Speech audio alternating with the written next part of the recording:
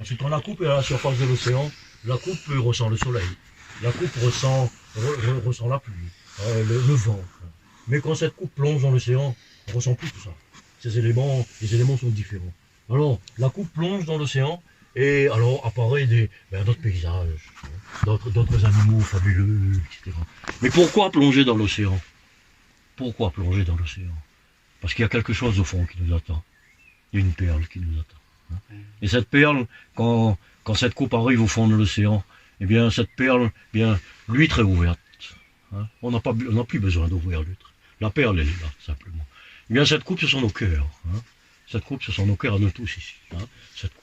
Alors, Inch'Allah, l'Aziz, si le divin le veut, si Dieu le veut, si cette énergie suprême le veut, eh bien, il faut que dans cette coupe et dans ce cœur, eh bien, on y mette le vin, le vin sublime.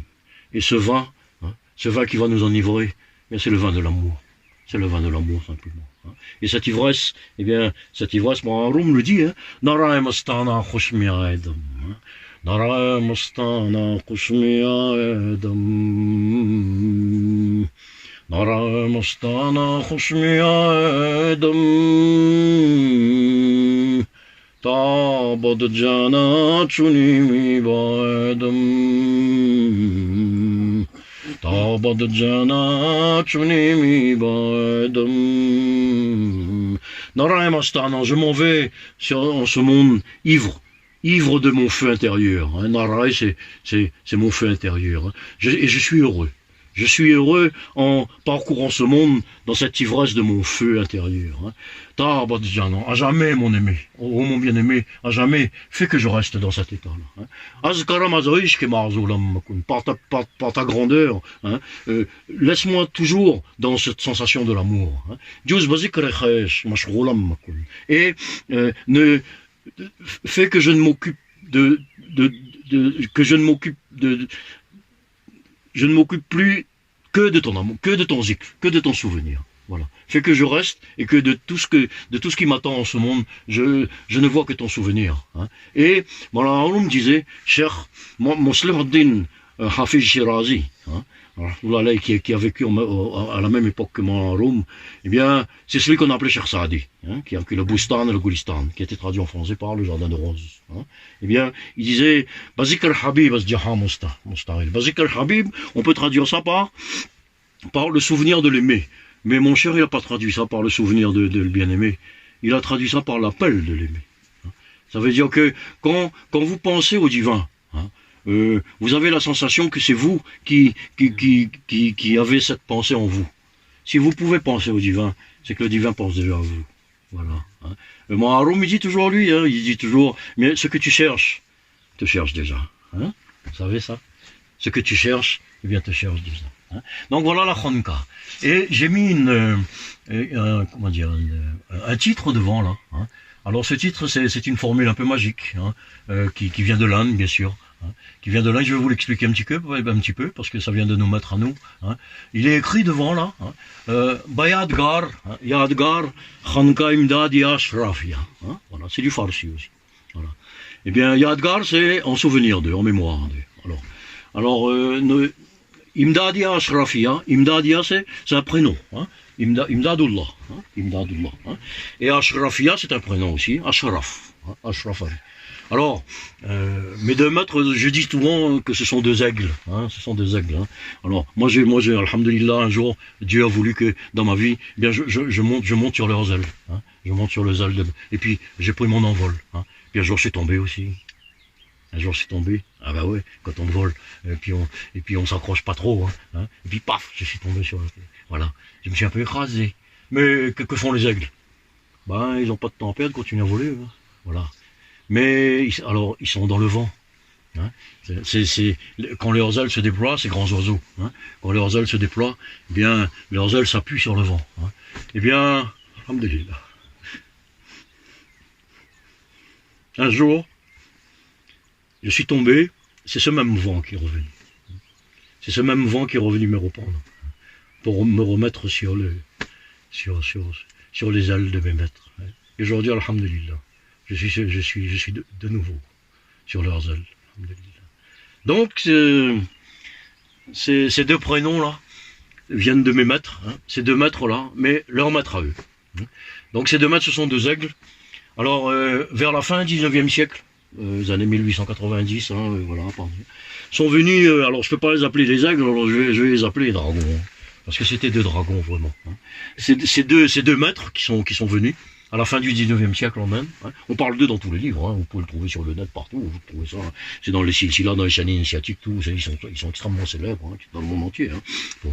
Il y en a un qui s'appelait Haji Imdadullah, Muhajir Makki. Haji Imdadullah, rahmatullah alayh. Donc Imdadia. Hein. Imdadia, et Haji Imdadullah, Muhajir Makki. C'était un magicien, c'était un gros maître. Hein. Donc, je ne l'ai pas connu, bien sûr. je suis un dinosaure, mais bon, je ne suis pas si vieux que ça. Hein. Voilà. Mais j'ai lu beaucoup ses livres, hein, bien sûr. En ourdou, hein, il a beaucoup écrit en ourdou. Et son disciple, hein, qui s'appelait Ashraf Ali. Hein. Imdadia Ashrafia. Hein. Ashraf Ali, Maulana Ashraf Ali Tanwi. Hein. Mon maître a connu Maulana Ashraf Ali Tanwi. Hein. Il était jeune, il avait 14-15 ans, puis il a été le voir, il dit voilà, je vais prendre le serment d'allégeance, le béat, hein, je veux de qui tu veux. Non, moi, Ashraf Ali Tanwi, t'es vieux, il dit bah écoute, moi je suis vieux, ça va te servir à quoi là? Écoute, un de ses grands représentants était devenu son père, hein, il mariait avec sa mère. Hein.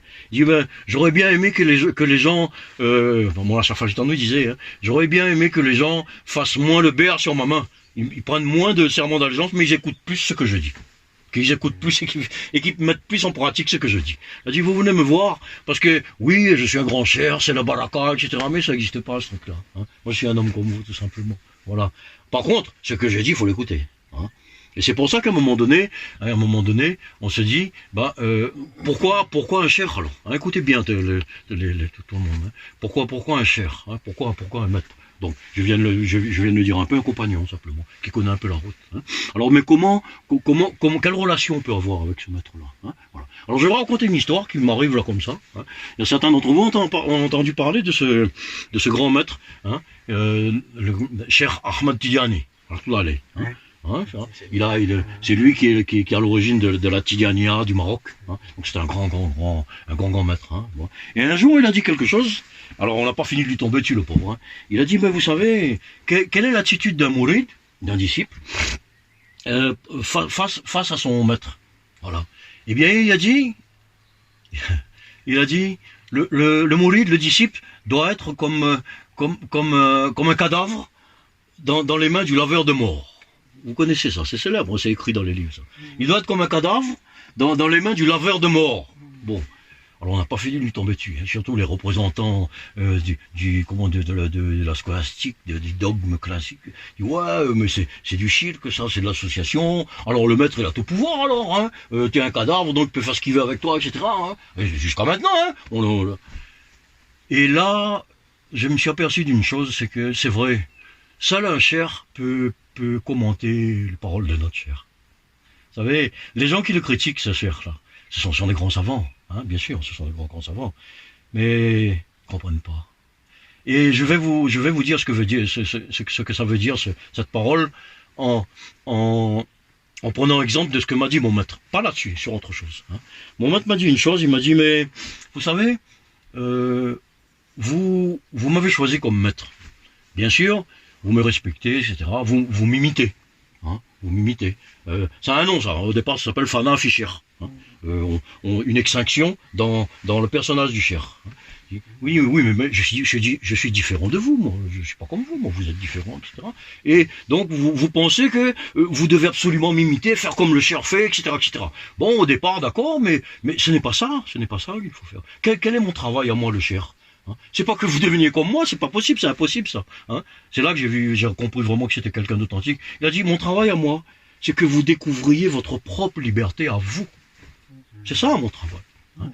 Et donc, que vous m'imitiez, etc., mais ça ne signifie rien. Alors moi, plus tard, j'ai réfléchi, j'ai dit, mais que veut dire alors ce Fana Fischer là? Hein. On pense à quoi? Ça va, vous savez, il y a trois expressions, il Fana Fisher, Fana Fil Rasoul, l'extinction dans le prophète, et Fana Fillah, l'extinction dans Allah. Mais ça veut dire quoi, ce truc-là? Oui, on le lit dans les livres, tout ça, etc. Alors tout le monde pense, parce que on gamberge tous là-dedans, et tout le monde pense que Fana Fisher, ça veut dire imiter le cher. Alors donc, tiens, c'est une robe qui vient de chez lui, ça. C'est lui qui m'a donné ça. Alors, on taille sa barbe comme lui, etc., etc. On a tous fait ça, bien sûr au début, etc. Mais il a dit non. Fana Fisher, ça veut dire, il faut écouter ce que je dis. Voilà. Et donc, quand Cheikh Tidiane, il dit, vous devez être comme un cadavre dans les mains du laveur de mort. C'est pourquoi? Quel est le but? Le but, c'est que vous soyez assujettis à moi, que vous soyez inféodés à moi, que j'ai tout pouvoir sur vous. Non.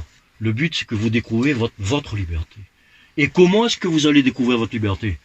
Ah, bien sûr, c'est en m'écoutant. Parce que parce que moi, je connais la voix. Donc, en faisant ce que je dis. Parce que si vous réfléchissez vous-même, à un moment donné, vous pouvez dire, j'ai pas besoin d'écouter le maître, je gamberge moi-même, non, ça suffit. Hein. C'est comme si vous voulez apprendre à nager. Écoutez bien ça. C'est des trucs simples. Hein. Vous voulez apprendre à nager. Alors vous avez le maître nageur qui est là. Il dit voilà, il faut faire ce geste, etc. Alors oui, mais je pense que il faudrait faire.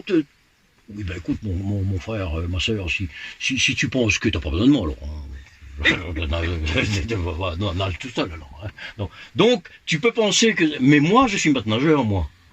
Ça veut dire, moi, j'ai les codes, j'ai les clés pour que tu coules pas, pour que tu te noies pas. Donc, écoute ce que je dis. Le cher, ça veut dire que écouter un cher, mettre en pratique les conseils d'un cher, c'est pour qu'on puisse trouver sa propre voie soi-même. Et c'est pour ça qu'il n'y a pas d'enseignement général. Ça n'existe pas, ça. C'est un mythe, ça. C'est du cas par cas.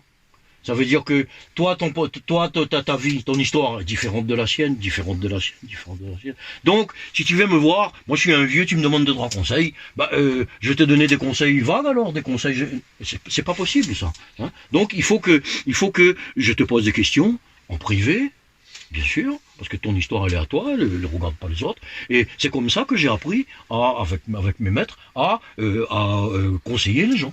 Voilà, à conseiller. Hein. Donc il n'y a pas d'enseignement de général. Hein. L'enseignement est au cas par cas, simplement. Voilà. Donc, Cheikh Ahmad Tidiane, il a dit ça. Hein. J'ai mis ça en rapport avec ce que disait mon maître. C'est-à-dire que Cheikh Ahmad Tidiane, il a dit, pour que vous puissiez découvrir et atteindre votre liberté, votre propre liberté, votre propre indépendance, écoutez ce que je dis. Maintenant, si vous avez rien à cirer de ce que je dis, c'est bon, ciao, hein, salam alaikum, hein, comme dit l'autre, arrivé d'Arty, hein, c'est bon, qu'est-ce que vous faites là, hein, voilà. Et donc, la Khanka sert à ça. Alors, bien sûr, écoutez le maître, écoutez le cher. Le cher, comme je le disais, c'est un simple compagnon. C'est un ami. Hein. Alors, dans les livres ou dans beaucoup de tarikats, beaucoup d'ordres initiatiques, on n'a pas l'habitude de comprendre ça. Hein. Un cher qui est mon copain, ils ne comprennent pas ça. Hein. Mais vous savez, je vais vous dire moi, mon cher, c'était quelqu'un de très très jovial. Hein. Il pleurait tout le temps, hein, je vous l'ai dit ça, il pleurait tout le temps, mais il riait en même temps, il plaisantait, etc. Hein. Et il y a un frère ici, un jour, on était à la Réunion, hein, et il me dit, écoute, tu sais, nous on ne connaît pas ça, mais tu as connu les femmes, toi, dans ta jeunesse. Ah, j'ai dit oui, t'as connu la musique. J'ai dit voilà, mais alors raconte-moi comment c'était. Mais je vous assure, c'était ce rapport-là que j'ai avec lui. Et donc je racontais, parce que je connaissais un peu tout, je racontais les belles femmes, comment je fréquentais, la musique, les groupes dans lesquels je jouais, j'étais guitariste, etc. Mais en même temps, ça n'empêche pas le respect. Parce que ça n'empêchait pas, quand je le regardais, je buvais ses larmes, hein, au sens propre, hein, et c'était autre chose, parce que on sentait dans sa présence, hein, c'était quelqu'un de très doux, hein, c'était quelqu'un de, et il disait, mais écoutez, moi je suis pas plus propre que vous, et c'est la vérité. Vous croyez que ces gens-là, ils disent des choses comme ça simplement par une humilité superficielle, hein? Non. Quand ils disaient, écoutez, moi j'ai mes péchés, j'ai mes saletés, j'ai mon chemin à faire et mes corrections à faire. Par contre, il a dit une chose. Il a dit souvent ça. Il a dit, vous savez, pendant très très longtemps, écoutez bien ça. Pendant très très longtemps, on a besoin d'un compagnon. On a besoin d'un cher. On est jeune, etc. Il dit, mais c'est comme un avion, vous voyez, un avion qui décolle. Un avion, il décolle, il peut pas décoller en pilotage automatique. Il lui faut le pilote, les copilotes, le staff, tout ça, etc. Donc il a besoin de ces gens-là pour décoller. Bon, il paraît que maintenant, enfin c'était à l'époque, il paraît que maintenant, mais bon, c'était à l'époque. Bon, maintenant l'avion, quand on arrive à 10 000 mètres, il n'y a plus besoin de pilote. Il n'y a plus besoin de copilote. Le staff, il faut un peu ce qu'il veut, etc. L'avion vole tout seul. Voilà. Il a dit, ben, le mouride, c'est comme ça. Ça veut dire que pendant très très longtemps, fréquenter les machères, fréquenter, etc. Mais un jour, un jour, vous n'aurez plus besoin de ça. Alors évidemment, tout le monde voulait lui poser des questions, personne n'osait parce que c'est quelqu'un d'assez une prestance. Hein. Il y avait le vieux Farouk qui était à l'époque, qui était jeune, qui lui a posé la question. Il dit oui mais Hazrat, on l'appelait Hazrat, il dit mais toi tu as bien un cher aujourd'hui, alors pourquoi? Pourquoi est-ce que toi tu as un cher aujourd'hui? Tu dis que tu as plus le cher pour la correction, tout ça, que c'est plus nécessaire. Il a dit ben c'est simplement pour l'amour. Un cher et Mohabbat, c'est simplement pour ça. Voilà. Et il fallait le voir, hein. Moi je l'ai vu s'éteindre carrément, c'est-à-dire quand son cher venait, c'était comme un enfant. Il s'éteignait. L'aura qu'il avait, que je voyais d'habitude, il n'y avait plus. Mais c'était spectaculaire, hein. J'ai vécu ça 10 fois, 20 fois, j'en sais rien moi. À chaque fois qu'il était avec son maître, hein, c'était spectaculaire. Imaginez, vous voyez quelqu'un devant vous avec une aura, vous le respectez parce que il brille, quoi. Enfin, c'est quelqu'un qui parle à votre cœur bouge, et puis tout d'un coup, il n'y a plus rien. C'était ça. C'était impressionnant, hein. Je regardais comme ça. Il était là, il était comme un gamin, quoi. Voilà, son cher était là. Et pourtant, c'était quelqu'un, il disait, ben, j'ai plus besoin de ça, mais je l'aime, voilà. Je l'aime, c'est tout. Et je l'aime, et c'est quelqu'un. Bon, faut dire que c'était mon rapport. C'était mon rapport, le dernier khalifa de moi. Donc voilà ce que veut dire, cette ranka, hein. Cette ranka. Alors, la ranka, vous venez, cette ranka, bon, c'est mon endroit à moi avec mes bouquins, mais c'est notre ranka, hein. C'est à nous, hein, voilà. Moi, j'ai dit souvent à mes amis, là, j'ai dit, bon, ici, vous savez, moi, ma nuit finit à 2 heures du matin, moi. Bon, voilà, je suis un vieux, j'ai plus besoin trop de sommeil, voilà, etc. Bon, à 3e temps, j'emmerde ma femme, hein. Je vais à côté, voilà, je prends un bouquin, elle va dormir, hein. Bon, alors je voulais un petit coup à moi. Voilà. Donc à 2-3 heures du matin, c'est mon moment où moi j'étudie. C'est mon moment à moi, là. Jusqu'à la prière du matin, jusqu'à 5-6 heures, c'est mon moment à moi, ça. Bon, voilà.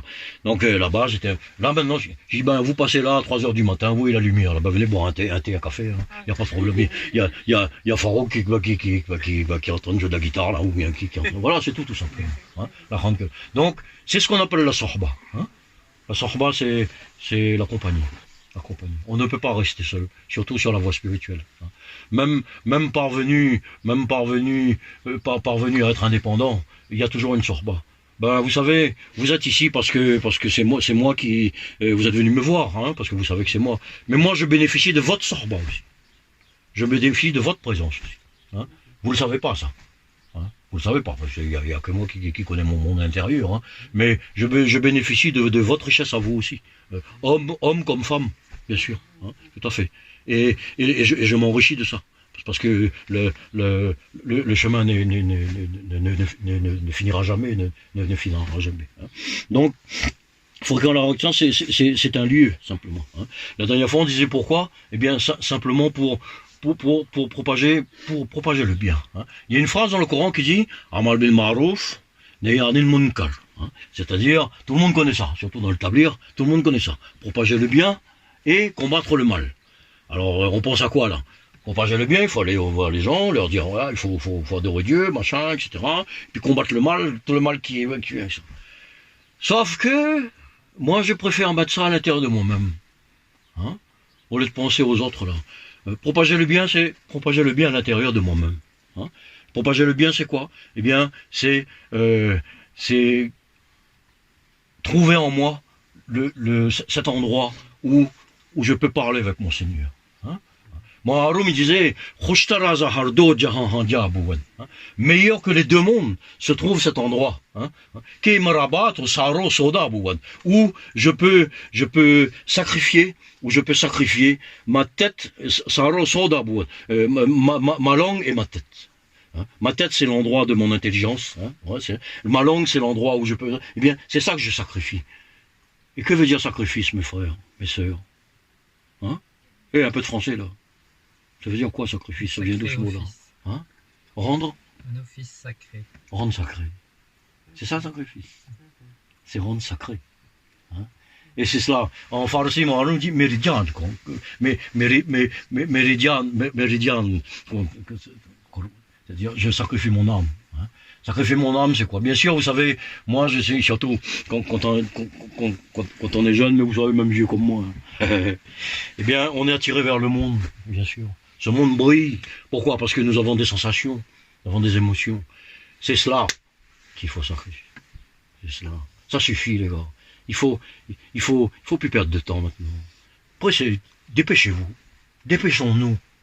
Dépêchons-nous d'aller dans la bienveillance. Dépêchons-nous d'aller dans l'amour. Dépêchons-nous de faire plaisir aux gens. Dépêchons-nous de faire plaisir à nos parents, à nos enfants, à nos amis.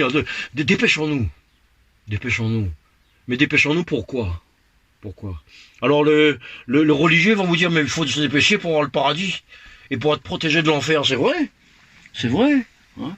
Dis, oh Allah, donne-moi le paradis et protège-moi de l'enfer. Ouais. Bien sûr. Hein? Alors le religieux, il a répondu à tout. Mais moi je dis la même chose aussi. Il dit, oh Allah, vraiment, donne-moi le paradis. Mais ici-bas. Et qu'est-ce que c'est que le paradis? Le paradis, c'est toi. Ici-bas même, dans ma vie de tous les jours, que cet état devienne permanent en moi. Hein. On appelle ça Sahib Nisbat, hein, les gens qui sont dans la proximité. Hein. Mais la proximité, ce n'est pas seulement intellectuel. Hein. Fais que je sois tout le temps dans ta proximité. Hein. C'est ça le paradis. Et protège-moi de l'enfer, bien sûr. Mais l'enfer, c'est où? Il n'y a pas besoin d'aller chercher loin l'enfer. Hein.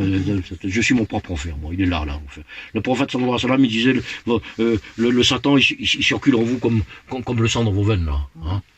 Et le Coran, il dit, mais Dieu est plus proche de vous que votre veine jugulaire, là. Donc il n'y a pas besoin d'aller dans l'autre monde. Hein. C'est là que ça se passe. C'est là que ça se passe. Et donc, le but, c'est cela. Hein. Le but, c'est cela. C'est-à-dire de se ramener vers le bien, ce que l'on conçoit de bien, et se défendre contre le mal. Le mal, c'est nous-mêmes, c'est soi-même. Hein. On est assez grand pour ça. Hein, on est assez grand pour ça. Pourquoi? Parce que nous sommes attirés vers ce monde. Alors, tout seul, si on ne fréquente pas les gens de Dieu, de quelque discipline que ce soit, qu'ils soient chrétiens, bouddhistes, je sais pas quoi, musulmans, peu importe, il n'y a plus de religion là.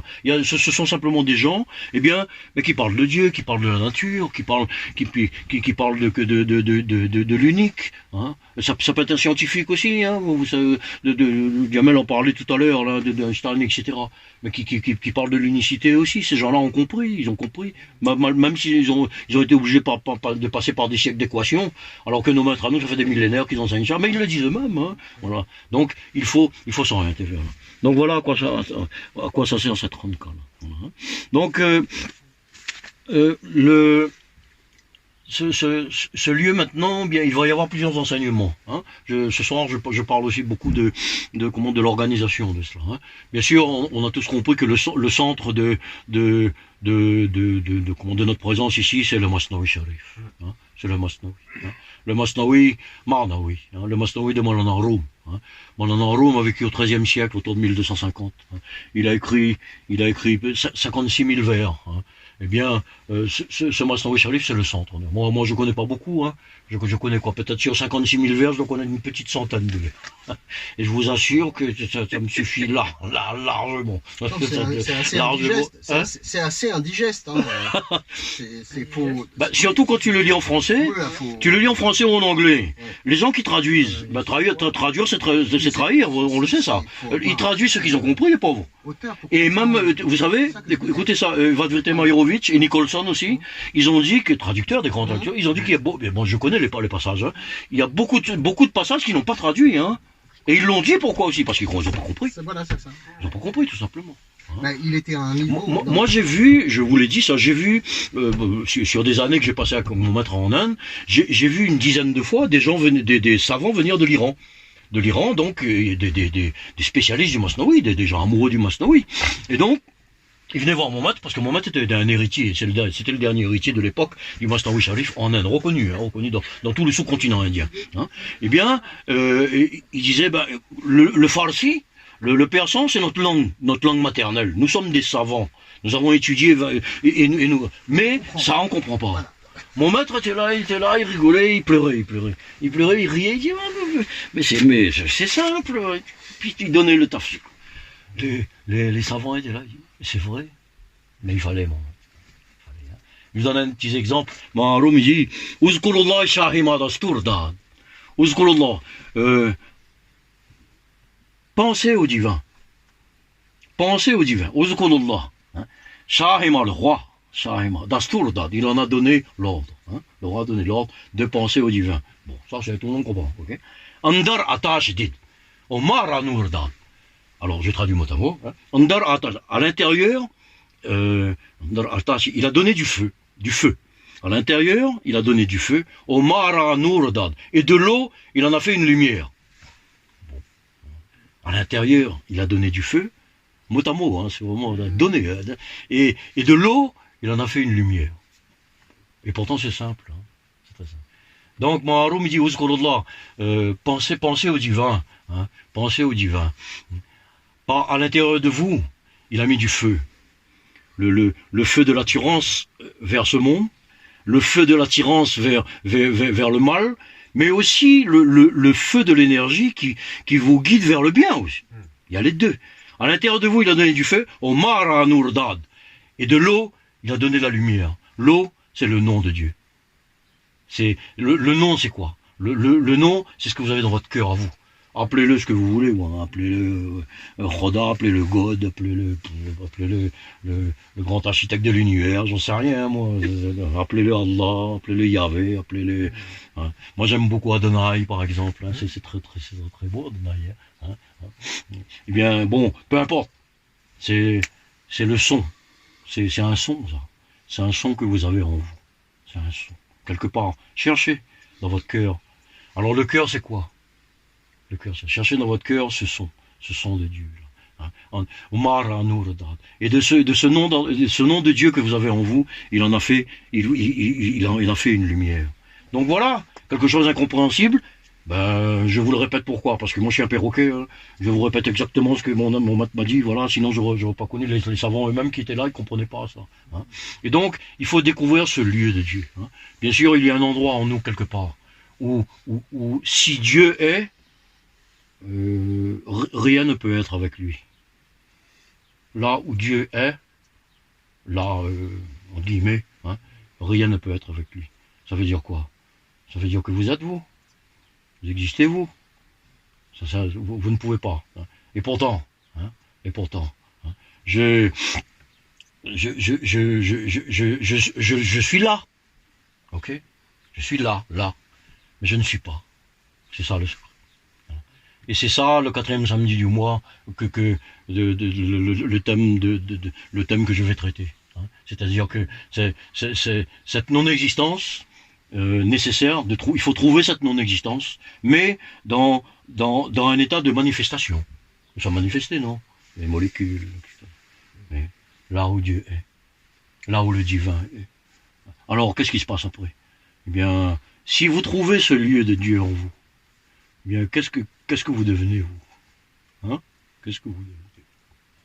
Si vous arrivez à ne plus exister, à être là, mais à ne pas être, qu'est-ce que vous êtes alors là? À vous de trouver la réponse. À vous de trouver la réponse. Voilà. C'est pour ça que, à un moment donné, dans les mantras que nous faisons, vous savez, dans n'importe quelle discipline spirituelle, il y a des exercices de respiration, il y a des mantras, ce que nous on appelle les zikrullah, Allah, on va faire ça, on va faire quelques minutes tout à l'heure, le chant, etc. Bon, ou alors la prière, par exemple. La prière, un musulman, un chrétien, ou peu importe, eh bien, il a une structure, ok? Il a une structure, il rentre dans sa prière. Mais cette prière, elle est externe, d'accord? C'est que ce sont des gestes qui vous parlent. Mais il y a des gens qui n'ont pas besoin de ces gestes-là. Des gens qui n'ont pas besoin de religion. Il y a des gens qui n'ont pas besoin de gestes de prière. Ils ont leur prière. Alors, à chacun de nous, même des religieux, il faut découvrir notre prière. Ta prière, elle n'est pas la même que la mienne, pas la même que la sienne. Dieu est vaste. Il faut trouver notre prière. Hein. Et donc, dans ce lieu où Dieu va être, eh bien, vous ne pouvez pas exister. Hein. Je dis souvent, je raconte souvent cette petite allégorie. Hein. Un jour, j'étais dans une chambre comme ça, je réfléchissais. Intellectuel, je réfléchissais. Voilà, sur Dieu, etc., etc. Et puis j'entends quelqu'un frapper, toc, toc, toc, toc. J'ai dit, ok, il est en train de me déranger, je suis en pleine méditation, hein, en pleine méditation sur Dieu, qui est en train de me déranger. Et bon, je vais ouvrir. Alors, bonjour, oui, monsieur, salam alaikum, bonjour. Alors, celui qui est là, il regarde, il dit, tu ne me reconnais pas? Il dit, ah non, c'est la première fois que je vous vois. Alors, l'invité dit, ben, c'est normal, tu ne m'as jamais vu. Tu t'es toujours vu à travers l'idée que tu as de moi. Tu t'es toujours vu à travers l'idée que tu as de moi. Tu ne m'as pas vu. Aujourd'hui, c'est moi qui viens devant toi. Et c'est moi qui te montre mon visage. Je suis Dieu, je suis Allah. Ah, j'ai dit, ah bon, c'est toi alors? Ah, ça fait longtemps qu'on me parle de toi. Eh ben écoute, entre, voilà, tu as faim, tu as soif, assieds-toi, tu as sommeil, écoute, j'ai les légumes de mon jardin, Alors Dieu dit, non, je n'ai pas besoin de cela. Mais par contre, je vais aller dans la petite pièce qu'il y a là-bas, il y a la porte, il y a une porte dans ta chambre, et je vais aller dans cette pièce. Alors moi j'ai dit, mais il n'y a pas de porte là, c'est ma chambre, je vais pas. Je dis, mais si, regarde. Et puis effectivement, je vois une porte que j'ai jamais vue. Je vois une porte, et puis Dieu entre par la porte, et puis voilà. Cette pièce où j'étais, c'est ma conscience. C'est ma vraie conscience. Et je ne savais pas qu'il y avait une porte de cette conscience. Je ne savais pas. Il a fallu que... C'est lui qui frappe à ma porte. Moi, dans tous les efforts que j'ai pu faire dans ma vie, dans ces nuits que j'ai passées en prière, ou dans ces voyages que j'ai fait, tous ces gens que j'ai rencontrés, je n'avais pas vu Dieu. Hein. J'avais vu simplement une image de moi-même. Hein. Et en fait, Dieu me dit, mais tu te rends compte maintenant que tu m'avais emprisonné. J'avais emprisonné Dieu dans mes concepts, dans ma vision, dans mon intellect, dans ma pensée, dans mon affection, mes émotions. J'avais emprisonné Dieu là-dedans. Et un jour, tout ça est parti. Appelez ça des apprentissages, appelez ça. Vous savez quand j'étais sur les ailes des deux aigles, hein, puis je suis tombé. Voilà. Quand je suis tombé, ça fait mal. Hein. Oh, je suis tombé, puis je suis resté pendant 10 ans. Hein. C'est long, 10 ans quand on a 50 ans. Maintenant, j'ai beaucoup plus que 50 ans maintenant. Eh bien, je suis tombé. Voilà. Et tombé, je serais vraiment mort physique, mort spirituel, mort intellectuel, tout ce que vous voulez, si ce vent qui portait les aigles n'était pas revenu me chercher. Hein. Et moi, le grain de poussière qui était sur la terre, hein, vous savez, un grain de poussière, moi, Haroun me le dit, un grain de poussière, c'est quelque chose de sale, hein, on marche dessus, les animaux, lui met ses excréments, etc. Moi, j'étais ce grain de poussière. Bien un jour, quand le vent de l'amour passe, ce vent prend le grain de poussière et ce grain de poussière, ben, il vole, commence à voler dans le vent. Il monte. Alors quand il monte, bien sûr, peu à peu, ce vent le nettoie. Hein. Mais quand il monte, il connaît le froid aussi, parce que le chemin est pénible. Hein, le chemin est pénible. Il connaît le froid, et ce sont les sacrifices dont je vous parlais tout à l'heure. Hein. Les sacrifices, sachez une chose, mes amis. Le sacrifice, c'est rendre sacré. Hein. Sacrifier son âme, sacrifier son ego, sacrifier ses penchants, sacrifier tout ce plaisir que le monde nous offre. Sacrifier cela, hein, ce n'est pas ne pas y appartenir, sacrifier cela, c'est rendre cela sacré. Il n'est pas interdit d'avoir de l'argent, hein, mais il faut rendre sacré l'argent. Si vous aimez l'argent et que cet argent entre dans votre cœur, eh bien l'argent devient votre Dieu. Donc ça, c'est le mal. Mais si cet argent vous sert, vous n'êtes pas attaché à ça. Mais c'est une nécessité de la vie. Eh bien, cet argent vous sert, eh bien, à vous rendre propre, à manger, à aider les gens, etc., etc., et que vous n'êtes pas attaché à ça. Eh bien, vous avez sacralisé quelque chose qui est, qui est au départ plein de saleté. Voilà. Donc, c'est à ça que sert cette, comment dire, cette compagnie, hein. Et il n'y a jamais de sens unique, hein. On pense toujours que le cher c'est celui qui est là-bas, moi je suis là en train de l'écouter, je la ferme, c'est ce que j'ai connu moi, c'est ce que tout le monde... Non, c'est fou, c'est fou. Vous savez, vos cœurs parlent, hein, vos cœurs parlent, hein. Sur vos visages, sur vos... Comment dire, ce que vous exprimez, moi je vois tout ça. Bien sûr, je suis un vieux, moi, ne serait-ce que l'expérience de la vie, hein. Eh bien, je m'en nourris tout simplement, hein, voilà. Donc, je vous parlais tout à l'heure du programme. Donc, j'avais défini les 3 samedis dans lesquels je vais enseigner certaines choses. Enseigner, non, on va parler de certaines choses simplement. Mais j'ai ajouté quelque chose de plus, hein. J'ai ajouté quelque chose de plus pour mes amis musulmans, musulmanes et les enfants, hein. Vous savez, chez nous, dans le tasawwuf, le soufisme, nos maîtres disent que, et je vais vous l'expliquer pourquoi après ça, hein, disent que dans une khanka, eh bien, ou dans un ashram, eh bien, la première chose qu'on vient faire, ce n'est pas le zikrullah, Allah. Ce n'est pas chercher le divin. La première chose qu'on fait, nous autres musulmans, eh bien, c'est le Coran. C'est le Coran. Je vais vous dire après quelle dimension, attention, parce qu'il y a les dimensions, hein.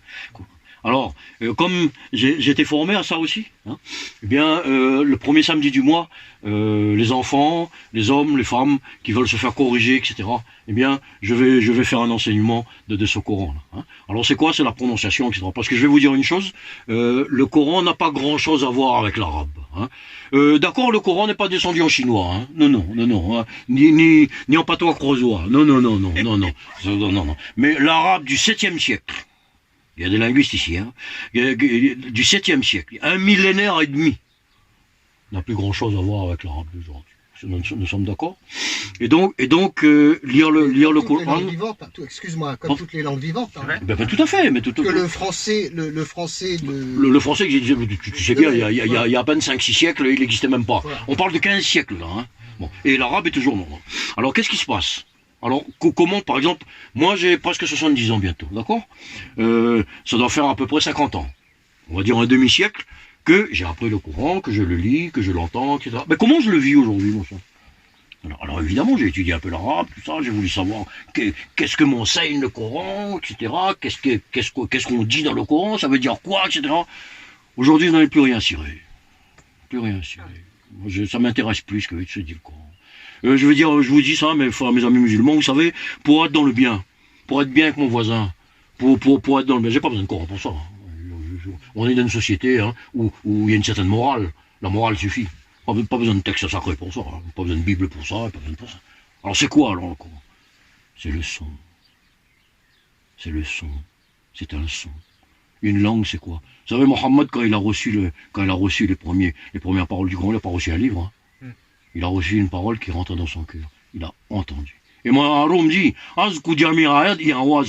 mais d'où vient ce son de l'ami?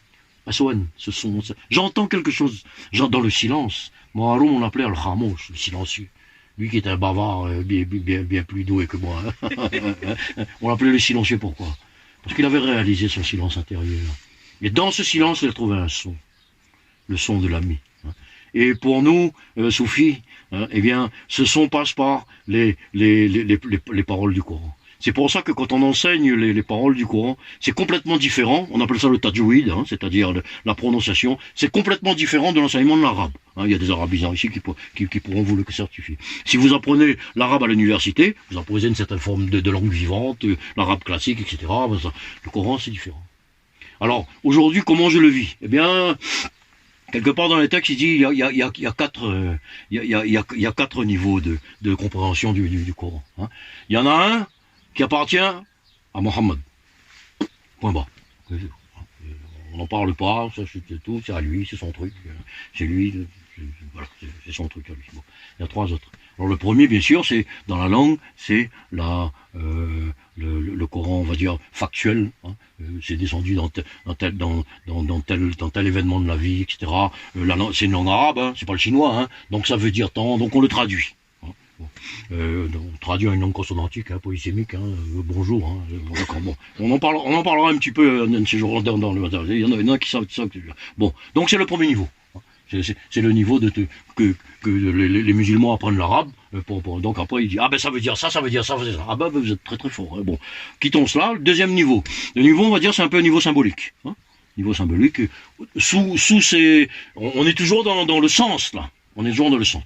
Sous ce sens, il y a tel symbole qui veut dire ça. Mais on est toujours dans l'interprétation, etc.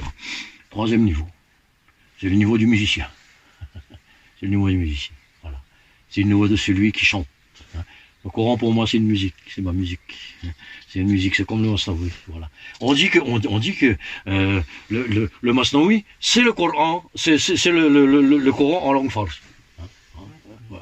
Donc, moi, ce que je vais enseigner, ce que je vais corriger, parce que j'ai appris, hein, ça. J'ai fait 2 ans d'abord, 2 ans plein dans une médersa en Inde pour apprendre ça. J'ai fait une autre année là-bas, et je vous explique pas ce que c'est que le rythme des études en Inde. C'est 24 heures sur 24. Hein. C'est pas 2 heures le soir, on voit un petit coup sur le net, et puis on va. C'est pas ça. C'est 24 heures sur 24. J'ai fait 2 ans d'abord, puis 1 an ensuite. Après, mon maître m'a dit, écoute, va, tu peux enseigner maintenant, t'as plus besoin de rien. Bon, voilà. Je veux enseigner quoi? Je vais pas enseigner l'arabe, c'est pas mon truc, ça. Je vais pas enseigner la religion, j'enseigne pas la religion, c'est pas mon truc, ça. Je vais enseigner le son. Le son, voilà. Et mes frères musulmans, mes sœurs musulmanes, mes enfants, eh bien, ceux qui veulent, ils vont venir apprendre ça. Et je vais leur faire, Inch'Allah, je vais leur faire découvrir, une autre beauté. Vous savez, dans le son, dans le son, c'est une autre dimension, ça. C'est une autre dimension. Ça. Donc voilà, le premier samedi, je ferai ça. Hein. Donc, celles, les enfants qui veulent, etc. Mon ami là, Abdallah, qui disait il a des enfants, bah, le soir, ça va être arbre pour les enfants. Ben, amenez-les à 10h, 11h, mais vous me téléphonez, il n'y a pas de problème. Hein. Pour les enfants, ce sera un peu la journée, hein, parce qu'ils sont un peu fatigués. Les adultes, ce sera un peu le soir, etc. Donc, le deuxième samedi, donc tous les samedis soirs, je serai là, hein. Au moins de telle heure à telle heure, voilà. Le deuxième samedi, je vous ai dit que je voulais vous faire connaître qui était mon maître. Hein. Et comment on a commencé à faire cela. C'est-à-dire, j'ai des enregistrements, je vais vous faire écouter ses zikrs à lui, hein, ses mantras à lui, comment il faisait ça. Et surtout, je vais traduire des poèmes de lui. Hein. Et vous savez, dans la poésie, on peut pas mentir. Hein, c'est vrai, c'est pas vrai. Hein. Dans la poésie, quand vous traduisez la poésie de quelqu'un, vous connaissez son cœur. Hein. C'est une poésie universelle, c'est l'amour universel. Là, il y a rien, là, il y a pas de discipline, rien, là, il y a simplement le feeling, il y a simplement la sensation d'un cœur, simplement. Donc, je vais vous traduire quelques-uns de ces poèmes. Et après, là, on fera le zikrullah. Mais là, ce sera un zikr, on va commencer à faire un petit zikr de 2-3 minutes, on fait ça, hein. Là, ce sera un zikr de 30 minutes à peu près.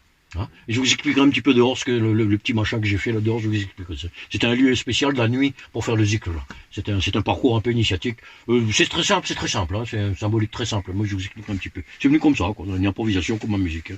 Bon, donc le deuxième samedi, on va faire 30 minutes de zikr. Hein. 30 minutes au départ. Après, on va augmenter un petit peu, on verra. Hein. Donc, voilà, ceux qui sont intéressés, vous venez, etc. Moi, je serai là, etc. Le troisième samedi, ce sera comme maintenant. Hein. Voilà, hein, etc. Et le quatrième samedi, comme vous savez, j'hésitais beaucoup. Moi, le dernier texte que je suis en train d'écrire là, c'est un texte qui parle de Lao Tse, Jésus et Rumi. Voilà. Donc voilà à peu près. Donc, alors, comme ça fait 40 ans au moins que je suis dans le comment dire, dans le Huawei, hein, dans le Moshin, dans le Dao. Hein. Je vais expliquer un petit peu tout ça, comment je le ressens, et puis on va échanger un peu. Hein, vous me direz aussi, ceux qui seront là, celles qui seront là, vous me direz un peu aussi comment vous le vivez vous, hein, comment vous comprenez ça aussi. Hein. Parce que moi, ce qui s'est passé, c'est qu'il n'y a pas longtemps, il y a 2-3 ans, j'ai redécouvert ça dans Ibn Arabi, dans Rumi, j'ai redécouvert ça. Hein. Donc Lao Tse, à supposer qu'il a existé, on va partir de là, et c'est à peu près après 4 siècles avant Jésus, temps d'Aristote à peu près, hein. Donc c'est très loin, hein. Donc etc. Donc on va parler un peu et on va en profiter pour préciser ce que c'est que ce lieu de Dieu. que l'on doit trouver chacun en soi. Donc voilà, les 4 samedis seront occupés ainsi. Voilà. Donc tous les samedis soirs, je serai là tranquille, hein, là en été entre 7h30 et 9h, un truc comme ça. Et voilà, bienvenue, hein, quel que soit, quoi que ce soit, voilà. Hein. Vous inquiétez pas, il y a un frigo, il y a du thé et du café. C'est le plus important ça. Hein, voilà. Donc voilà mes amis, quelques petites paroles que je voulais vous transmettre un petit peu. Hein. Dieu dit, vous savez, dans le Coran, souvenez-vous de moi, et je me souviens de vous. Hein. Bon, Allah me dit l'inverse. Il dit, si vous pouvez vous souvenir de moi, c'est parce que je me souviens déjà de vous. Et mon maître disait une chose, il dit, écoutez bien, quand vous dites Allah, si vous pouvez dire une deuxième fois Allah, c'est que le premier est accepté. Que le premier est accepté. Sinon vous ne pouvez pas dire. Hein. Alors, transposer dans le cœur de quelqu'un qui n'est pas musulman, qui n'a rien ciré de Allah ou je sais pas quoi, si vous pouvez penser au divin, si dans votre conscience, hein, dans votre intellect, dans votre conscience, hein, le divin est là, hein, dans votre conscience, c'est que vous êtes déjà là, dans le divin. C'est que vous êtes déjà dans la conscience de Dieu. Sinon, vous ne pourriez pas penser à Dieu. Voilà ce que ça veut dire, ça. Hein? Maharom, il dit, tant que tu ne désires pas, personne ne peut désirer. Tant que tu ne désires pas, personne ne peut désirer. Tout vient de lui. Hein? Donc, si vous êtes là avec une certaine conscience, une certaine présence du divin en vous, ben sachez que vous êtes déjà là-haut. C'est Maharom qui le dit, moi je répète. Sachez que l'homme, la créature est déjà dans la conscience de Dieu. La créature est déjà dans la conscience de Dieu, entre guillemets tout ça, hein, parce que bon, on est voilà, bon, tout ça. Et c'est par cette présence dans le divin que nous pouvons penser à Dieu. Alors maintenant, eh bien, il faut s'ouvrir pour que de plus en plus ce divin pénètre en nous. Hein. Nos maîtres chamans, ils disaient une chose, ils disaient qu'un jour, l'être humain devient creux. Voilà. Il devient concave. Vous savez, au départ dans la vie, on est convexe. Hein. On a une cuirasse, etc. Je m'emmerde pas, etc. On se défend très longtemps. Peu à peu, tout cela devient plus mou. On devient plan, hein, et un peu transparent. Et on commence à devenir un peu fragile, là, hein, les maîtres disent. Hein. Et un jour, on devient creux. Creux, ça veut dire quoi? C'est le yin. Hein. Creux, c'est le féminin. Hein. Et pour nous, soufis, eh bien, le parangon, le modèle, le féminin suprême, c'est Mohammed. C'est Jésus. Jésus. Vous comprenez? C'est le féminin suprême, ça. C'était des gens qui n'avaient pas besoin de nous. Vous savez qui était Jésus avec son Seigneur? Il était où, ce gars-là? Mohammed était où? Il avait besoin de nous, mais il n'avait pas le droit. Hein? Jésus, Mohammed, ce sont nos serviteurs. Et ouais, c'est ça. C'est ça le bodhisattva. Hein? C'est celui qui revient. Hein? Il a réalisé tout, lui, il peut se perdre, il peut se barrer. Hein? C'est bon, ciao les gars. Mais il revient, il est obligé. Il est obligé de revenir. Nos maîtres étaient ainsi. On le savait, on le voyait, on était conscient de ça quand on voyait nos maîtres. On était conscient de ça. Nous. On savait que ce gars-là avait besoin de quoi, lui. Bon. Mais il était là pour nous. C'est eux les serviteurs. Hein. Donc, il faut devenir concave. Hein. Il faut devenir creux. Hein. Il faut accueillir. Hein. Et un jour, on s'accueille soi-même. Hein. On en accueille, vous savez, dans la vie nous apporte des souffrances. La vie nous apporte des angoisses. La vie nous apporte un mal-être. C'est notre nature humaine, ça. Il faut accueillir ça. Et qu'est-ce qu'on fait en général? On combat. On souffre. Hein.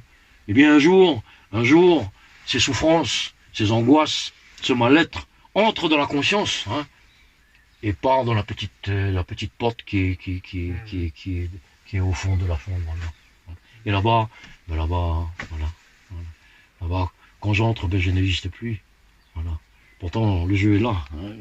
Je ressens très fort, c'est-à-dire, je suis là, hein, mais je ne suis pas. Voilà. Je suis là, mais je ne suis pas. Donc pour finir, mes amis, on va simplement faire un petit zikrullah, un petit chant de Masnaoui pendant 2-3 minutes. Hein. Et pendant ces moments-là, vous savez, ce sont des moments qui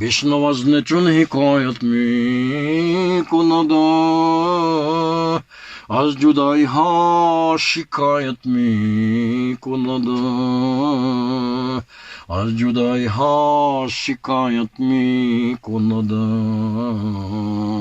کاز نیستم تام را ببریدم کاز نیستم تام را ببریدم از نفیرم مرد و زن ندیدم از نفیرم مرد و زن ندیدم لا اله الا الله لا اله الا الله لا اله الا الله لا اله الا الله لا اله الا الله لا اله الا الله لا اله الا الله لا اله الا الله لا اله الا الله لا اله الا الله لا اله الا الله لا اله الا الله لا اله الا الله لا اله الا الله لا اله الا الله لا اله الا الله محمد رسول الله صلى الله تعالى عليه وسلم از محبت می سازد ریش و دار از محبت تلخش ریش و دار از محبت شرموش می شود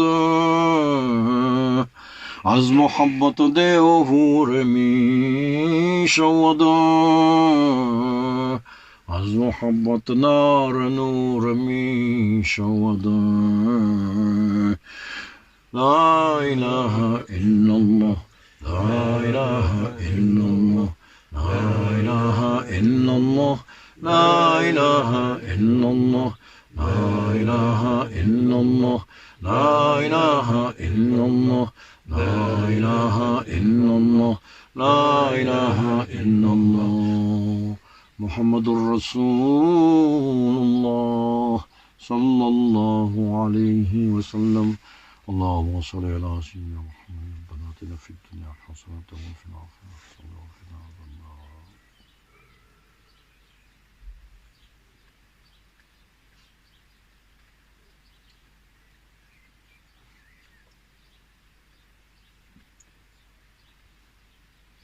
سبحان ربك رب العزة عما يصفون وسلام على المرسلين الحمد لله. La profession de foi en islam, la ilaha illallah. On traduit ça, tout le monde traduit ça par il n'y a pas de Dieu sauf Dieu, oui bon. Et c'est rien n'existe sauf le divin. Voilà, il y a rien. Sauf rien n'existe sauf le divin.